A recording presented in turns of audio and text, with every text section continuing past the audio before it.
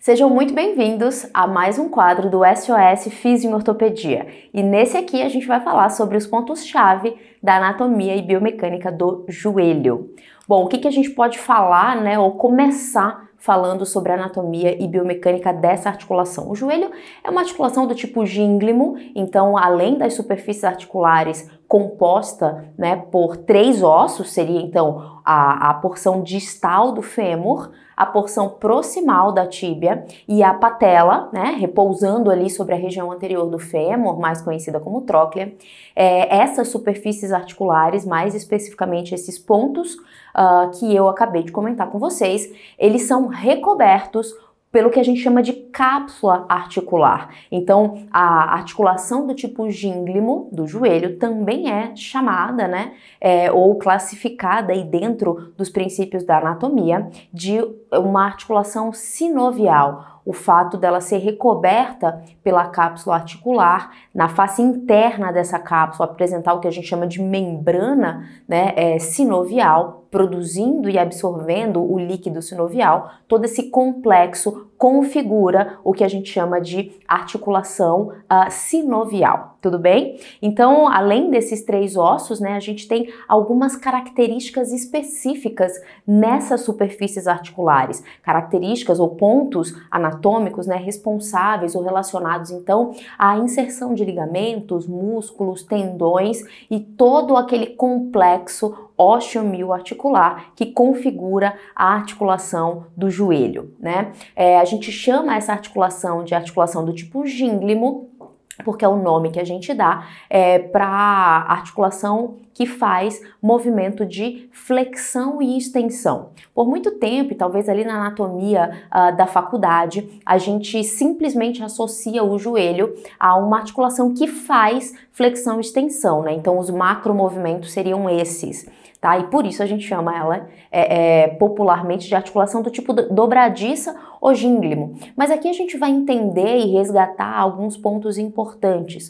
O fato de que o joelho, também em menor magnitude, realiza movimentos de rotação, né, e movimentos de translação que podem fazer ali relação a uma adução e abdução também, ok? Então, o fato dela ser conhecida como gínglimo ou dobradiça diz respeito ao que configura o macromovimento mais comum do joelho, né, dentro da sua osteocinemática, que é a flexão e extensão. Mas vale lembrar que ele também faz ou consegue realizar, né, ocorre ali no joelho, esses outros movimentos, tudo bem? Então, ele tem muito mais do que 2 graus de liberdade, né, atingindo então adução e abdução e também movimentos rotacionais, mais especificamente quando o joelho está num certo grau de flexão. Os movimentos rotacionais, eles são mais visíveis, né? É possível a gente identificá-los de uma forma um pouco mais importante, ok?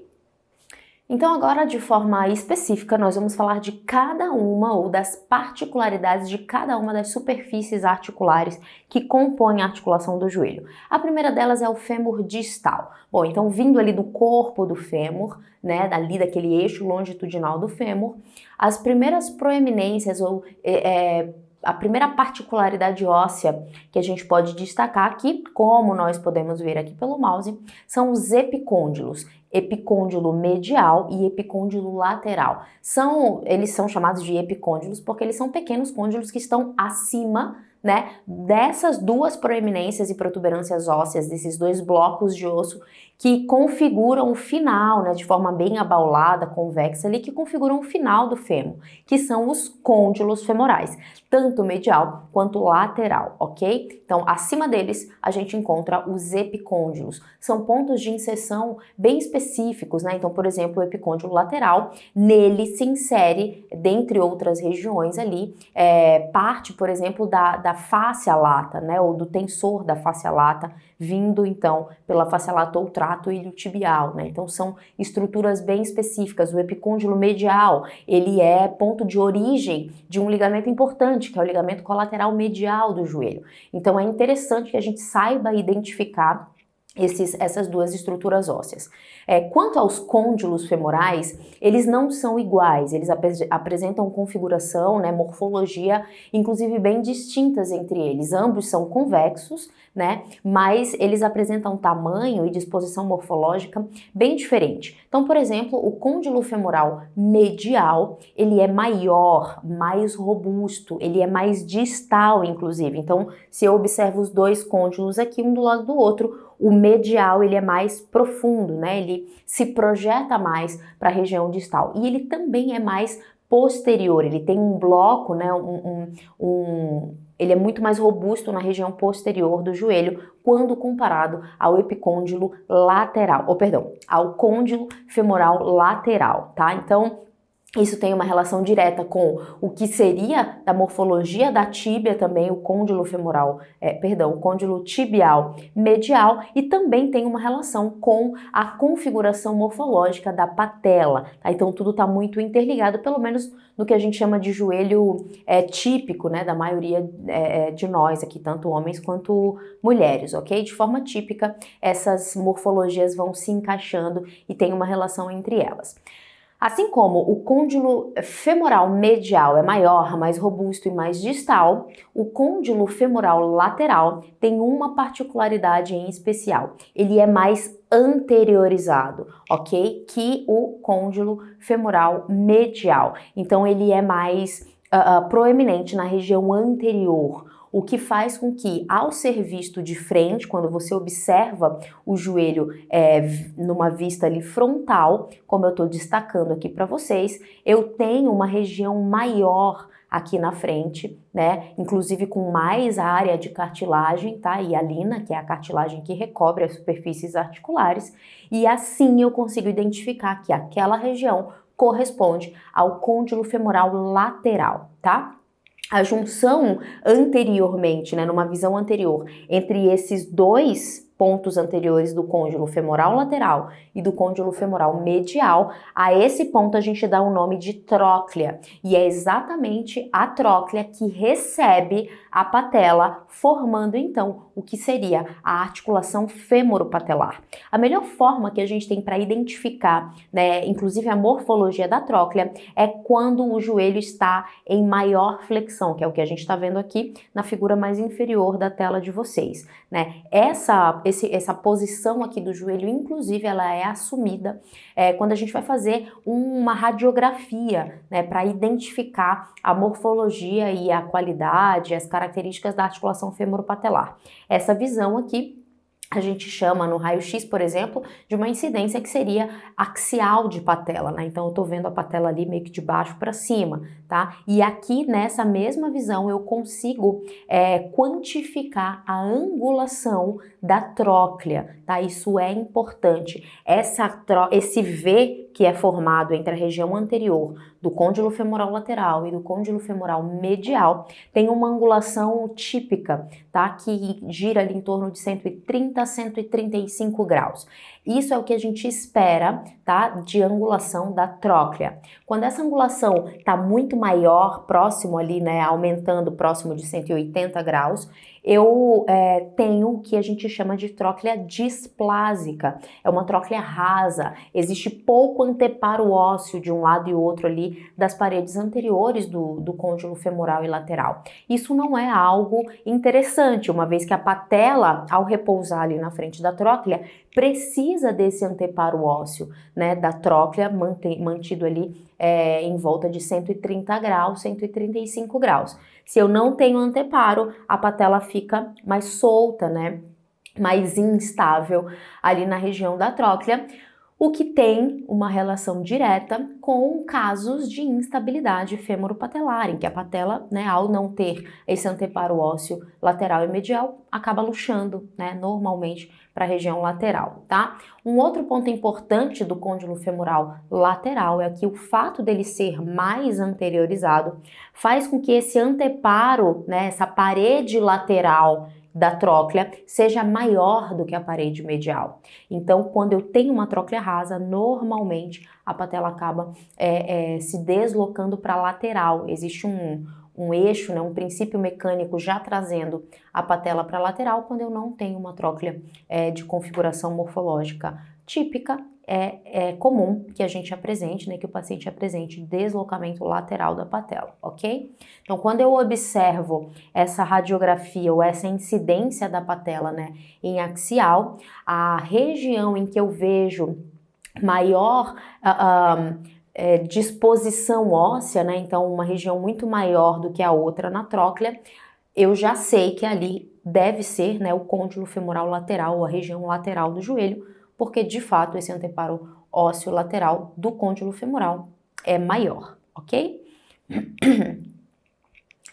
Seguimos então para as características típicas da tíbia, né? Então, como a gente apresenta aí estruturas anatômicas ou superfícies articulares que tentam se encaixar, apesar do joelho não apresentar uma congruência muito boa, né? Diferentemente, por exemplo, do quadril, em que existe um acetábulo, né, que recebe muito bem a cabeça do fêmur, então é uma cúpula na qual é encaixada uma semisfera, né?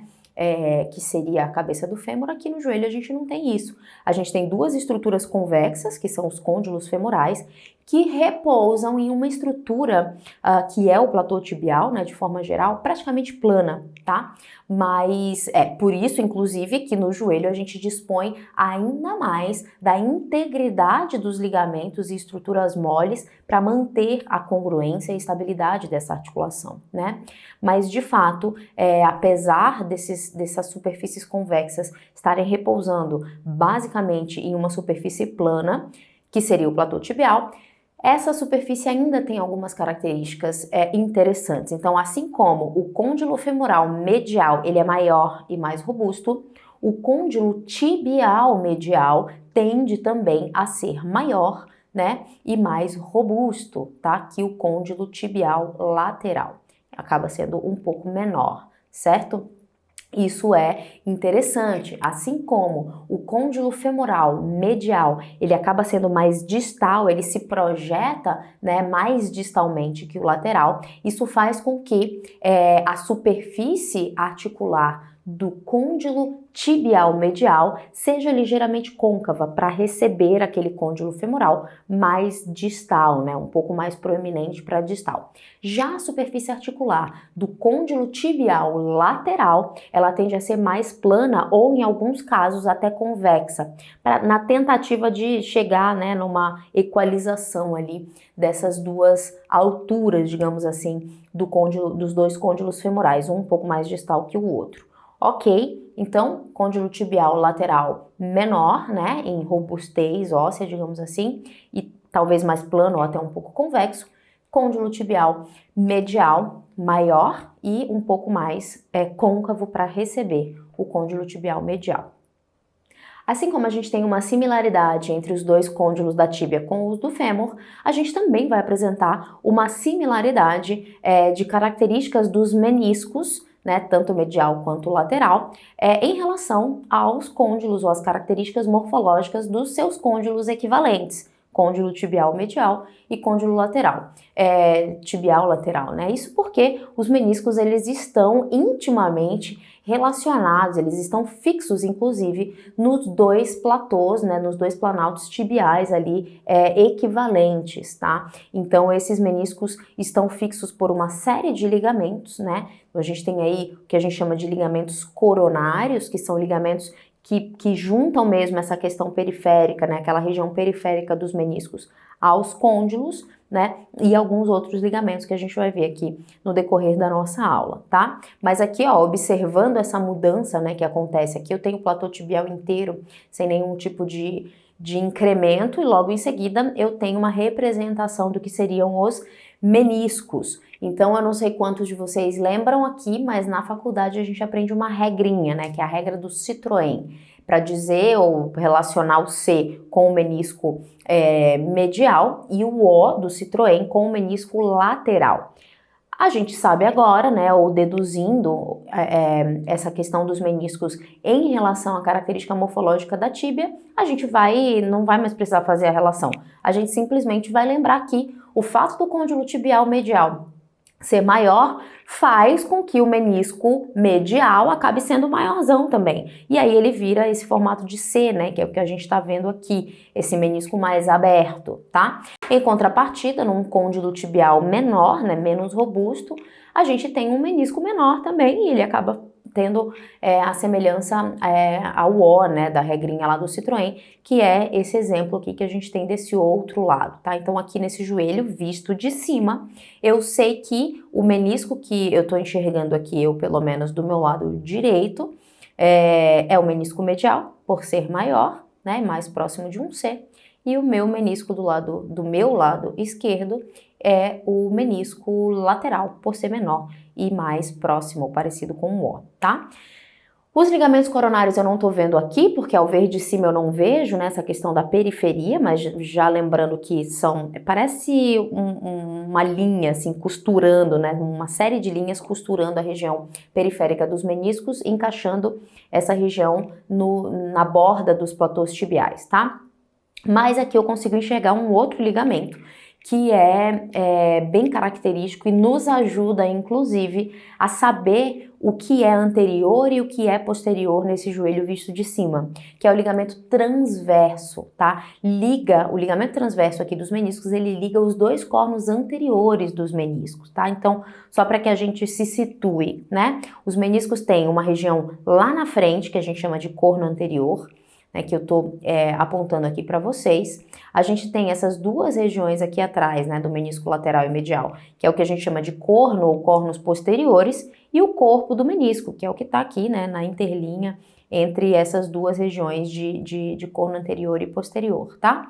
O ligamento transverso, ele impreterivelmente liga os dois cornos anteriores dos meniscos, e a gente não tem ligamento transverso lá atrás. Então, ao olhar de cima essa tíbia, eu vejo essa tirinha aqui de ligamento aqui na frente, eu já sei que essa é a região anterior desse joelho, porque esse é o ligamento transverso. Ligando, é uma fita, né, que liga ali a região dos dois cornos anteriores dos meniscos lateral e medial, ok? A gente tem também os chamados ligamentos meniscofemorais, que são inclusive ali em concurso público, ainda aparece muito essa questão, é o que a gente chama de terceira banda do LCP, porque eles estão posicionados posteriormente, né? Inclusive o LCP está aqui, ó, disposto, né? Saindo do côndilo medial e indo ali para a região posterior. Esses dois ligamentos abraçam, mais ou menos assim, o LCP, tá? O ligamento cruzado posterior. Então, por isso eles são chamados, inclusive, de terceira banda do LCP. Eles saem do menisco, né, lateral ali, e vão para o fêmur, tá? Ou vice-versa. Por isso que a gente chama de ligamentos meniscofemorais, tá? A gente tem o ligamento de Humphrey e o ligamento de Risberg. E a gente vai ver isso em alguma outra foto aqui mais na frente, ok? E por fim, também fazendo uma relação com a fixação dos meniscos, mas agora mais particularmente com o menisco medial, a gente tem o ligamento colateral medial, tá? Que é um ligamento que liga o fêmur à tíbia, só que uma porção mais profunda desse ligamento está diretamente colada no menisco medial, fazendo com que esse menisco seja mais fixo, tá? Do que o menisco lateral, ok? Então, inclusive, essa é uma das hipóteses do porquê a gente tem mais frequentemente lesões de menisco medial em relação ao menisco lateral. Provavelmente, por ele ser mais fixo, ele se adapta muito menos aos movimentos rotacionais e alguns outros movimentos do joelho, fazendo com que ele rompa, né, ou se lesione de forma mais comum do que o menisco lateral. E aqui, né, então vou fazer aqui a dobradinha de novo, meniscos desenhados, né, e aqui é uma foto de uma peça anatômica, tá, diretamente, mostrando pra gente, né, um menisco mais estreito, menorzinho, que é o menisco lateral, e um menisco maiorzão, até um pouco mais esbelto, mais aberto, em forma de C, que é o menisco medial, ok? Nesse momento a gente consegue identificar uma vista posterior do joelho, ok?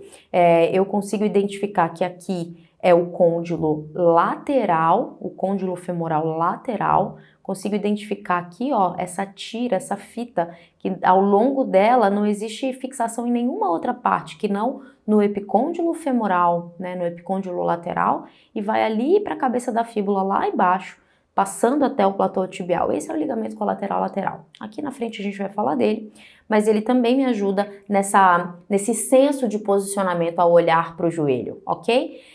Mais uma vez, né, frisando, é uma vista posterior e eu tenho então um LCP aqui, ó, saindo do côndilo femoral medial. E essa tira discreta aqui, inclusive pouco dissecada, é uma das bandas do ligamento menisco femoral, né, que acaba saindo também do côndilo femoral medial e vai lá para baixo, próximo do menisco lateral, né? Então essa região aqui mostra pra gente um deles, o outro tá lá na frente, então eu não consigo identificar aqui, tá? Mas só para vocês verem que ele realmente abraça, né? Esses dois ligamentos abraçam o LCP, ok?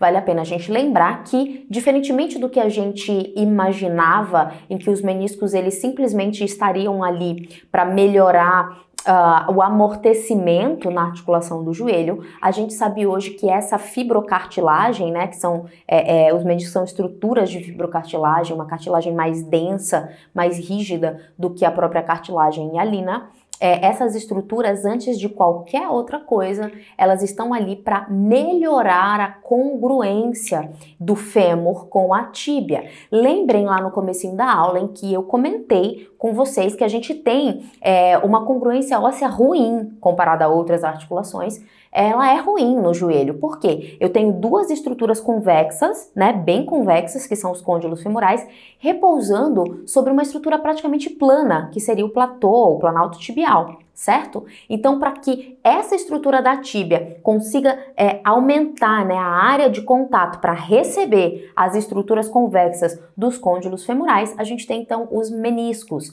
Se vocês observarem essa imagem aqui, na ausência de menisco, a carga dissipada, né, ali na bipedestação entre fêmur e tíbia, ela passaria basicamente no centro de contato, sem os meniscos, né, numa área muito pequena. Essa carga, essa pressão dissipada numa área muito pequena, pela física, ela geraria, né, um desgaste muito rápido, muito evidente ali no centro do platô tibial, do côndilo tibial femoral e lateral e do côndilo femoral também, lateral e medial. Então, os meniscos ampliando a área de contato, né? Então, aqui com a presença dos meniscos aumentando a área de contato e, consequentemente, a dissipação, a área de dissipação de carga entre fêmur e tíbia, a gente tem uma pressão dissipada em mais pontos, o que faz com que essa pressão por ponto seja atenuada, né? E, consequentemente, o desgaste articular, ele passa a não acontecer, pelo menos de forma precoce, tá? Então, os meniscos, eles preservam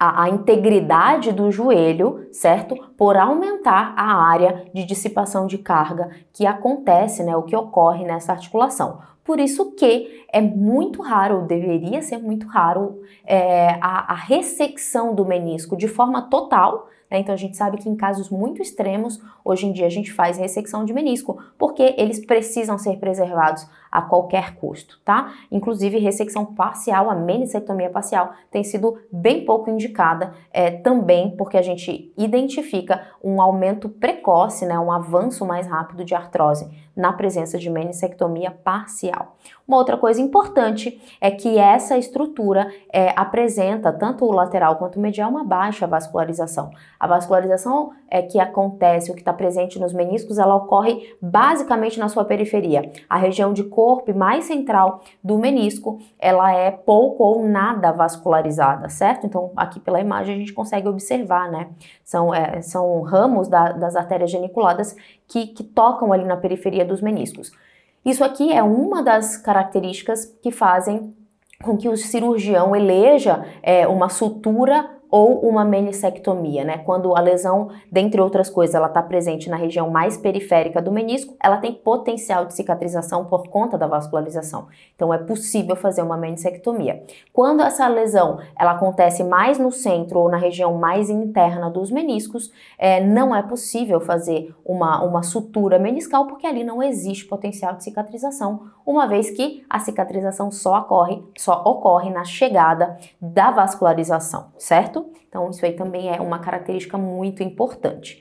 Uma outra superfície articular, né, um outro osso importante dessa articulação, extremamente importante, é a patela, né? Então a gente precisa falar de algumas particularidades dela, inclusive nós precisamos reconhecer as características da patela, porque quando muito diferente ou quando ausentes, é bem comum que ali no dia a dia clínico a gente encontre algumas alterações clínicas nos nossos pacientes, como é o caso, por exemplo, da luxação recidivante, né, recorrente de patela. E é comum por alterações, inclusive, da morfologia, tanto da patela quanto da tróclea, né, que é a outra superfície que faz a articulação femoropatelar ou que compõe a articulação femoropatelar.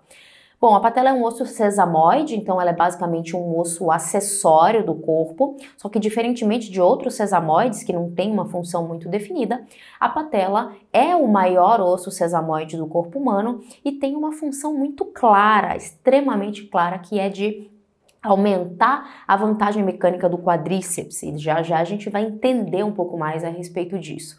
Mas antes, a gente sabe também que ela tem um formato de triângulo, eu costumo dizer, né, visto ali num 2D, em que a sua base, ela está projetada para cima. Então, essa região mais proximal da patela, que é uma visão anterior, né, um joelho visto de frente, a base da patela está para cima, né, então é um triângulo invertido. E o seu ápice está para baixo, ok? Então, a base da patela recebe o ligamento, ou melhor, o tendão quadricipital, né, vindo ali do quadríceps, e o ápice da patela dá origem, ou serve de origem, para o ligamento patelar, tá? Isso é bem característico aqui, a gente precisa entender, inclusive lá na anatomia palpatória a gente vai conseguir identificar isso. A patela, apesar de pequena, né, ela tem 7 faces articulares que em momentos distintos de angulação, de flexão e extensão do joelho, se articulam ou tocam ali mais precisamente na tróclea, tá? Então a patela ela faz um deslizamento distal e proximal, sobre a tróclea, à medida que a gente flexiona e faz a extensão do joelho, mas ela também se desloca lateralmente. Cada uma dessas facetas vai entrando em contato mais precisamente com a tróclea, de acordo com a angulação de flexão e extensão, tudo bem?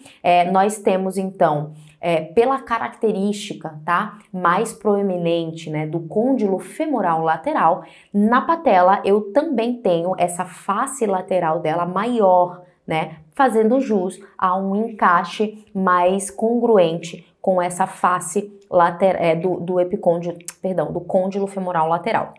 Já a região, a face medial da patela é menor, ok? Ou deveria, né, ser menor, ou é o que a gente mais encontra aí, tipicamente, na morfologia da patela de forma geral, tá? Então, a gente vai ver aqui algumas características, né, ou classificações da patela, mas de forma geral, a sua face lateral é discretamente maior que a sua face medial, pela anatomia e morfologia do fêmur, tudo bem?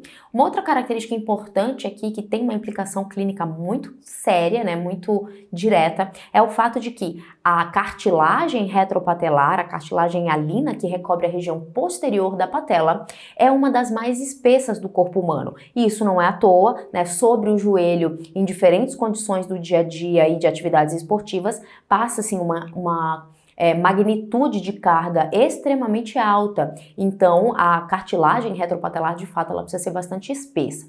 Só que ela tem uma característica, ela é aneural ou denervada. O que isso significa? Significa que não existe terminação nervosa que tenha relação com a cartilagem retropatelar, o que faz com que ali não exista nenhum tipo de potencial nociceptivo da cartilagem ali na retropatelar e nenhuma outra cartilagem articular, tá, gente? Mas aqui tem uma relação direta com o que a gente chama de dor femoropatelar, né, que é uma condição clínica. Diferentemente do que a gente pensava no passado, essa dor vem de qualquer outro segmento, de qualquer outra estrutura, menos da cartilagem em si, porque nela não existe terminação nervosa ou nenhum outro tipo de potencial nervoso, certo? Porém, atrás dela, né, que seria então o osso subcondral, o osso que está abaixo da cartilagem, sim, a gente tem um potencial nociceptivo maior, porque o osso subcondral ele é extremamente inervado e vascularizado, mas da cartilagem não, a gente sabe que não existe, né, nenhum tipo de potencial nociceptivo, tudo bem? E aqui é o que eu tinha comentado com vocês sobre a classificação. A gente tem uma classificação bem comum para definir os tipos de patela, que é a classificação de Weber, né? E a patela típica, a mais comum, é a classificação do tipo 2, ou patela tipo 2 de Weber, isso também cai em concurso público, que é mostrando pra gente que a face lateral é 2 vezes maior que a face medial da patela, ok, gente? Quando ela é igualmente equilibrada, né, face lateral e medial são semelhantes em termos de tamanho, a gente tem uma patela do tipo 1, e quando a face lateral da patela é muito maior, de 3 a 4 vezes maior que a face medial, a gente tem então uma patela classificada como tipo 3 de Weber, ok? Então o tipo 2 é o tipo mais comum, o que a gente espera encontrar na maioria das pessoas, tá? Face lateral apenas 2 vezes em média, né, maior que a face medial.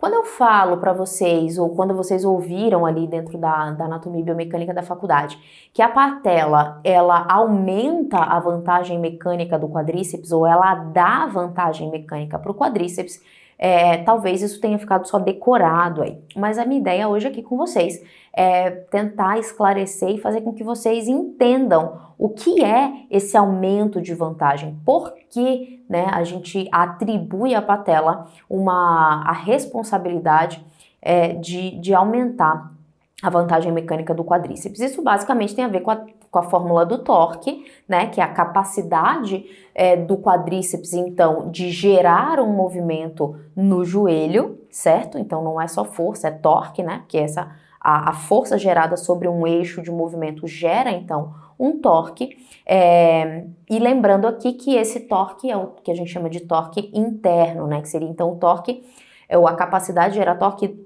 vinda do quadríceps, tá? Então vamos lá, né? Se torque é força vezes a distância, vamos identificar essas grandezas aqui, esses pontos específicos aqui. Esse ponto preto nessa primeira imagem que eu tô apontando para vocês seria o eixo de movimento. É aqui que aconteceria, então, o movimento de flexo-extensão, né, no quadril. É sobre esse eixo, no quadril não, no joelho. É sobre esse eixo que acontece o movimento de flexo-extensão. A distância desse eixo até o local onde o quadríceps faz a força, né, que seria então ali por meio do tendão patelar na tuberosidade anterior da tíbia, essa distância é o que a gente chama de braço de alavanca, certo? É a distância aqui da fórmula do torque. E força seria a força gerada pelo músculo quadríceps, né? Essa distância vezes a força é então a capacidade de torque desse músculo. Veja só vocês, com a presença da patela, o que a gente consegue observar dessa distância é que ela é maior, né? Saindo do centro de movimento de rotação até o nosso tendão patelar, por exemplo, essa distância com certeza é maior do que numa condição de um indivíduo que não tem patela, ou se a gente não tivesse patela. Façam vocês aqui, né, uma simulação do que seria essa distância. Com certeza, no exemplo 2, a distância é menor. Então, essa distância menor, esse número menor, tá? Isso é medido como se fosse milímetros mesmo, tá? Numa grandeza conhecida de distância normal. Essa distância menor, multiplicada pela mesma força, né? Então, força gerada pelo quadríceps nas duas condições seria a mesma. Essa distância multiplicada pela força, igualmente gerada ali pelo quadríceps, com certeza, sem a patela, né, vindo de uma distância menor, então, esse quadríceps geraria um torque menor, ou seja, não ter patela não é vantajoso, existe uma desvantagem em não ter patela. O contrário é verdadeiro. O fato da patela estar presente, ela aumentaria então o braço de alavanca, né, ou essa distância aí do quadríceps, tá? E isso faz com que ele, gerando a mesma força, tenha capacidade de gerar um torque maior, ou seja, fazer a extensão do joelho é mais fácil, é melhor para o quadríceps quando existe a patela aumentando o braço de alavanca desse músculo, ok? Espero que tenha ficado claro para vocês, né? E aí você fala assim, Naira, eu não preciso entender isso, todo mundo tem patela. Mais ou menos. Existem algumas condições, e é bem comum quando a gente lida com traumas, por exemplo, né? Em que o indivíduo, ao sofrer um acidente, muitas vezes automobilístico, queda sobre o próprio joelho, ele faz uma fratura tão cominuta, uma fratura tão complexa de patela, em que em muitos casos os cirurgiões eles precisam tirar, né, o que ficou ali de estrutura óssea da patela ou reduzir demais os pontos de fixação do quadríceps e tendão patelar numa patela, que reduz automaticamente essa distância entre o eixo de rotação e o ponto de fixação do quadríceps na tíbia. Uma vez reduzida essa distância, né, em consequência de um trauma, uma fratura, enfim, ou qualquer tipo de necessidade de retirada da patela, naturalmente eu sei que esse quadríceps está em desvantagem, já não vai mais ser tão fácil gerar extensão do joelho, ok? Isso é um ponto importante a se ponderar aqui, né? Uma outra característica da patela, né, é que, apesar dela dispor dos anteparos ósseos da parede lateral e medial dos côndilos femorais lateral e medial, respectivamente, isso não é suficiente. Então, ela precisa de estabilizadores estáticos e dinâmicos, tendões, ligamentos e os próprios músculos, para se manter mais estável ali na frente do joelho, ali na região da tróclea, né? Então, essa congruência, tanto de forma estática quanto durante os movimentos, também depende desses outros estabilizadores. Então, a gente tem estabilizadores em vários pontos aqui da patela. Na região proximal, né, trabalhando ali na associação ou na junção entre o quadríceps, o músculo em si, e a base da patela, como a gente pode ver, a gente tem então o tendão quadricipital, né? Já trabalhando na base, ou melhor, no ápice da patela e associando essa estabilização mais distal da patela até ali a região anterior da tíbia, a gente tem o ligamento patelar, né? O tendão patelar. Ok? Então essa região crânio-caudal, ela é toda estabilizada por esses dois, pelo próprio tendão e pelo ligamento patelar, tendão quadricipital e ligamento patelar. Já a região lateral, porque vejam, apesar da patela se movimentar, né, subindo e descendo ao longo da flexão e extensão do joelho, ela também se movimenta de forma lateral ao longo desse movimento, desse macromovimento de flexão e extensão. Aqui os estabilizadores são ligamentos que partem do fêmur, mais especificamente do epicôndilo, tanto femoral medial quanto do lateral, e vão até a região medial e lateral da patela. A gente tem então os chamados ligamentos femoropatelares ou patelofemorais, né, tanto medial quanto lateral. O mais comum e famoso deles é esse aqui que está destacado, observem, ele não é nada muito robusto, né? É um espessamento da cápsula articular, mas é um ligamento que estabiliza a patela medialmente falando, que é o ligamento patelofemoral medial, que costuma ser rompido ou, enfim, a sua integridade costuma ser comprometida em situações como deslocamento, né? Ou instabilidade patelar, tá? A luxação patelar, tá? Uma vez que a patela vai para a lateral, esse ligamento medial é rompido ou comprometido, né? Então, todos esses tecidos mantêm ou aumentam a estabilidade da patela sobre a tróclea, tá? E, obviamente, o músculo mais responsável por isso seria então o quadríceps, né, que também tem uma relação importante tanto na região superior da patela quanto lateral e medialmente, por meio da inserção do vasto medial e lateral na patela também, ok? E por fim, né, é pouco comentado, mas a gente tem também um importante estabilizador que fica ali encaixadinho atrás do ligamento patelar ou do tendão patelar, que é a gordura de Hoffa, né? Ela tá ali para preencher esse espaço, é um tecido que tem uma relação clínica importante, porque esse tecido é extremamente vascularizado e inervado, então dele a gente tem sim um potencial nociceptivo importante. Muitas vezes, além de uma tendinopatia patelar, por exemplo, o indivíduo está diante ou tem ali num quadro associado o que a gente chama de Hoffite, né, inflamação da gordura de Hoffa. É um tecido que tem uma relação clínica, uma apresentação clínica característica importante, tá? Isso por conta da sua extrema inervação, né, e vascularização também com potencial inflamatório, ok? Por hora é isso, a gente se vê na parte 2 dessa aula de anatomia e biomecânica do joelho.